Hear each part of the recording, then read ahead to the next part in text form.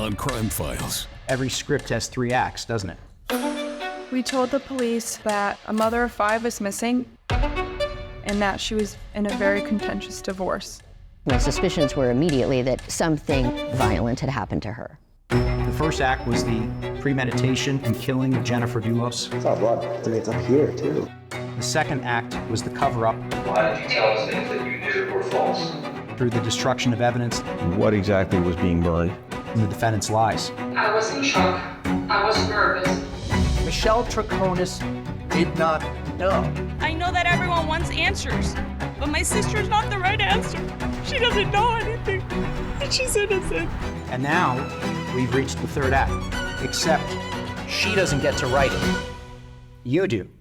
Crime Files starts now. What's the ending gonna be?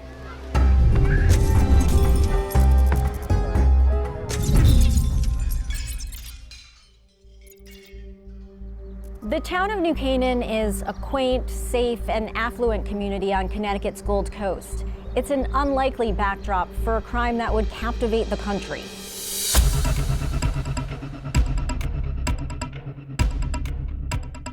On the morning of May 24th, 2019, a mother of 5 vanishes from her home. 50-year-old Jennifer Dulos misses 2 doctor's appointments and isn't answering her phone. Jennifer's close friend Carrie Luft knows something is wrong right away. Jennifer was the most reliable person I've ever known. I immediately felt just a sense of horror because it was atypical. Police check Jennifer's home, where she lives with her 5 children, ages 8 through 13. Officers search room by room, floor by floor, looking for any clues. They find Jennifer's handbag, but not Jennifer. When we went to the garage, we found what we believed was evidence of a crime scene. It's all blood. Splattered. Oh. There's some in the tire, too. Yeah, it doesn't sit well with me, especially because it's like a pattern here. Police soon locate another SUV that Jennifer owns, a black Chevy Suburban, abandoned less than 10 minutes away outside Waveney Park. It also has blood on it.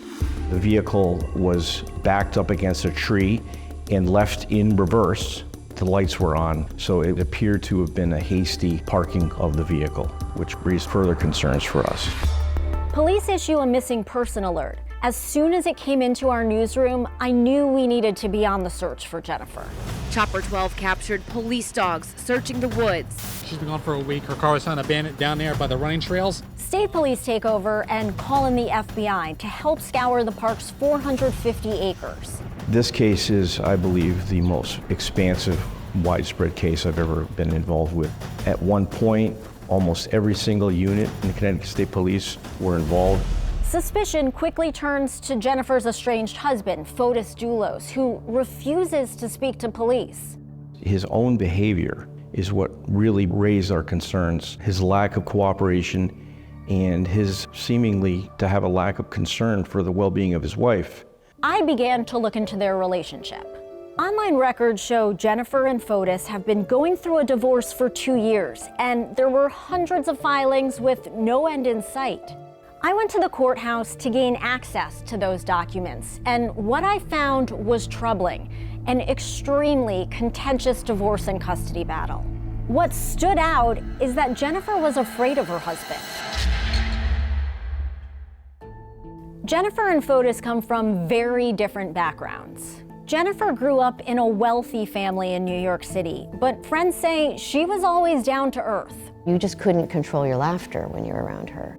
She was that insightful and funny and observant. Fotis, on the other hand, is an international water skiing champion originally from Greece and, by all accounts, very charismatic. The two meet at Brown University in 1987, but it's not until 2004 that they reconnect. Carrie Luft tells me it was kind of a whirlwind romance. They get married quickly and move to the Connecticut suburbs. The couple has 5 kids, including 2 sets of twins, and Jennifer settles into being a busy mom. She loved her children more than life itself. Fotis establishes himself as a builder of luxury homes. The family lives in one of his sprawling mansions in Farmington and, on the outside, seems to have it all. But after 13 years of marriage, Jennifer files for divorce. What may have seemed to be a picture-perfect life was actually incredibly fraught. In court documents, Jennifer describes Fotis as dangerous and ruthless when he believes he's been wronged, and says he must always win at all costs. At the time of Jennifer's disappearance, the custody case hasn't gone Fotis's way so far. He's lost shared physical custody and only has supervised visitation. Fotis is also spending a lot of money on legal fees, and his business is struggling financially. But on the morning Jennifer vanishes, Fotis appears to have an alibi. Detectives get a search warrant for his phone, and they find it was at home in Farmington, some 75 miles away from New Canaan, where Jennifer lives. But something else piques detectives' interest. On the evening Jennifer is reported missing, Fotis's phone puts him in a neighborhood in Hartford about 10 miles from his home, a neighborhood that has plenty of cameras. When they review the footage, they see Fotis stopping to dump black garbage bags as he goes. Police are able to recover one bin. What's inside changes the course of the investigation. There was a bloody brassiere with DNA from Jennifer Dulos, a shirt, zip ties that appeared to have blood on them, a utility knife with a broken blade on it, paper towels that were linked forensically to Jennifer. Over the next few months, the search for Jennifer's body crisscrosses the state with stops at a landfill, a pond, and a reservoir. Police also zero in on who was in the truck with Fotis, his live-in girlfriend, Michelle Troconis. You need to tell us the truth, because this is very important. The stuff you were throwing out, we have. And it's all Jennifer. It belongs to Jennifer. Do you understand? The first time I met Michelle Troconis, she presented as someone that was possibly a victim. She appeared meek, very nervous, and we were concerned about her welfare if she were to be released and go back with Fotis. Michelle grew up in Venezuela. She was a single mom living in Miami when she met Fotis at a water skiing club there in 2016. Michelle was an ESPN South America reporter for ski events. She was athletic, she liked to travel, she was international. The two begin an affair. Michelle's family says she had no idea the relationship would become the biggest mistake of her life. On June 2nd, Michelle and Fotis are arrested and charged with tampering with evidence and hindering prosecution. They're released on bail. The two never see or speak to each other again. Michelle does speak with investigators 2 more times. Hours-long interrogations without asking for an interpreter, despite English being her second language. Initially, she gives Fotis an alibi for Jennifer's disappearance. Fotis wakes up too. Fotis jumps into the shower with me. One of the concerns that we had with Michelle's story was there were some inconsistencies. He was there when we woke up. He was there at the house? He was in the house. Okay. What if I were to tell you that I have evidence that he was not in the house at that time? I believe he was, but now that you tell me he wasn't, he wasn't. Did you see him that morning? No, I did not see him. By the end of the summer, investigators have enough evidence to arrest Fotis and Michelle on another charge of tampering with evidence. It's related to a red Toyota Tacoma, a truck police believe Fotis used in the crime. Why did you tell us things that you knew were false? Okay, I was in shock. I was nervous. This is not an easy thing to be sitting here with you. I mean, That's why we're giving you several chances. Then in January 2020, Fotis is taken into custody a 3rd time, now charged with his estranged wife's murder, despite the fact police still have not found her body. They do find Fotis's DNA on a doorknob to Jennifer's home in New Canaan and mixed with her blood on the kitchen sink faucet. A house that he admitted he had never been inside of. That's a pretty substantial piece of evidence. Then a shocking turn of events. 3 weeks later, Fotis attempts suicide. Officers find him in his garage, unresponsive from carbon monoxide poisoning. Emergency responders airlift Fotis to a hyperbaric chamber in New York City. Fotis Dulos was declared dead tonight at 5:32. But Jennifer's case doesn't die with Fotis. Prosecutors turn their efforts to Michelle, who's charged with conspiracy to commit murder. They needed to go after somebody. She was the hanging fruit that they could grab onto. To prove Michelle is guilty, prosecutors first need to prove Fotis murdered Jennifer without her body. This trial is very simple. It's about Michelle Troconis' actions and about how she and Fotis Dulos conspired together to murder the woman who was standing in their way. Crime Files continues now with Justice for Jennifer. In May of 2019, Connecticut mother of 5 Jennifer Dulos disappears. Despite not finding her body, police charge her estranged husband with her murder. But soon after, Fotis Dulos commits suicide. With the prime suspect dead, all eyes turn to his now former girlfriend, Michelle Troconis. In January 2024, Michelle goes on trial accused of plotting with Fotis for him to kill his estranged wife. Prosecutors call the Dulos children's nanny, who says Jennifer knew her marriage was in trouble. She told me he is having an affair and I have proof. On the stand, Lauren Almeida says things between Fotis and Jennifer became tense. We started to hear screaming and Jennifer ran through the bedroom door. Fotis was yelling and she pushed her body up against the door. I mean, her face was she was terrified. In June 2017, Jennifer secretly moves out with the kids, hires a bodyguard, and files for divorce. The same month Jennifer leaves, Michelle and her daughter move in with Fotis. But the Dulos divorce proceedings make things difficult for the couple. Ever since I got to Connecticut, it's been like a nightmare. Prosecutors use surveillance video to take the jury through what they say happened May 24th, 2019, the day Jennifer disappeared. They track a red Toyota Tacoma leaving a property in Farmington owned by Fotis' company and see it drives over an hour to New Canaan. It's an employee's truck, but police believe Fotis took it without permission. They also notice what looks like a bicycle in the back. We have a lot of evidence that there was a lot of pre-planning on the part of Fotis Dulos. Altered license plates, the use of different vehicles. The Tacoma parks outside Waveney Park, near where Jennifer's Suburban is later found. Police believe Fotis uses his bike to cover the last 3 miles to her home. The first time you told us that you were in the house and woke up, you took a shower with Fotis. Now you didn't take a shower with Fotis. So this is all going to come out and it makes you look like you're not telling the truth. Do you know where she is, and can you please tell me? You can do whatever you want, but I didn't do it. That morning, Jennifer drops her kids off at school and returns at 8:05. Police believe Fotis is waiting there and violently attacks her. 2 hours later, her Suburban leaves the home. The theory is Fotis is driving it with Jennifer's lifeless body inside. Whatever happened to her in that garage was violent and tragic. Blood spatter, smears, and a bloody footprint are found throughout the garage, along with evidence of a cleanup.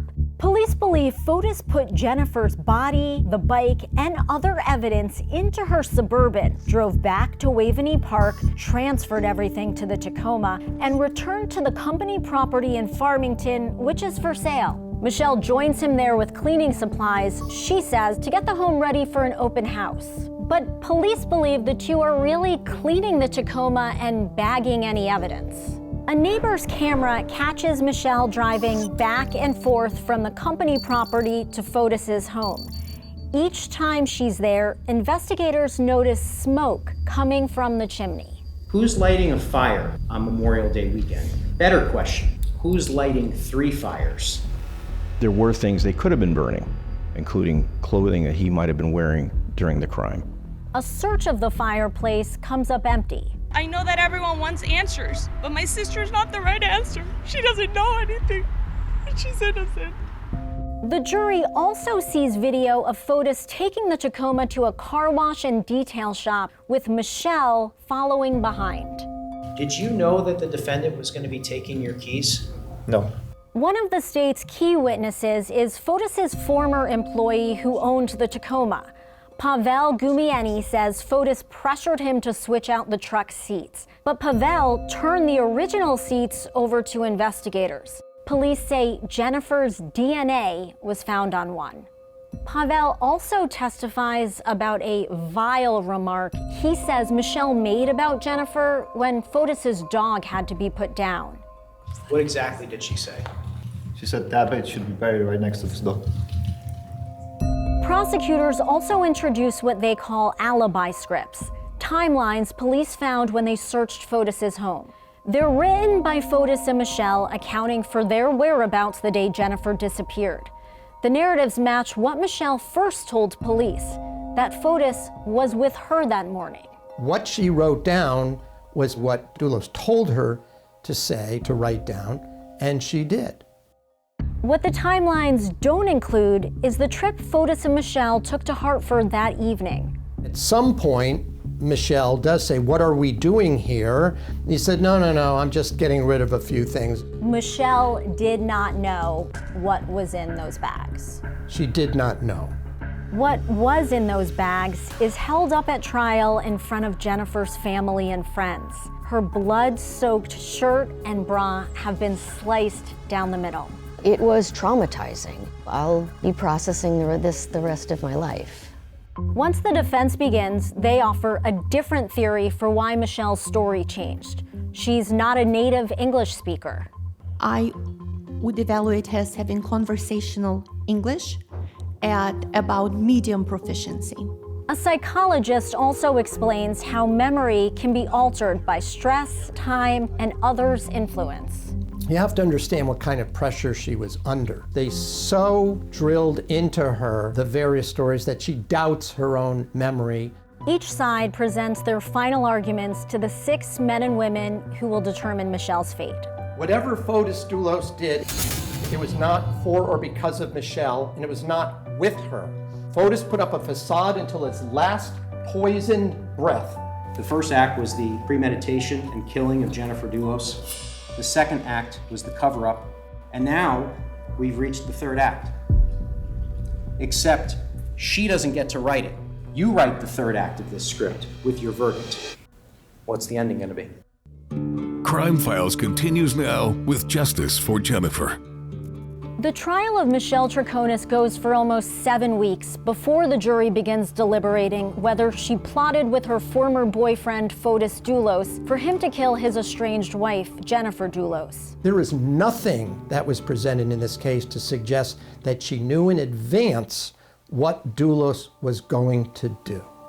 The jury deliberated for just about a half an hour today. Another day of jury deliberations in the Michelle Troconis trial ends without a verdict. The waiting game continues.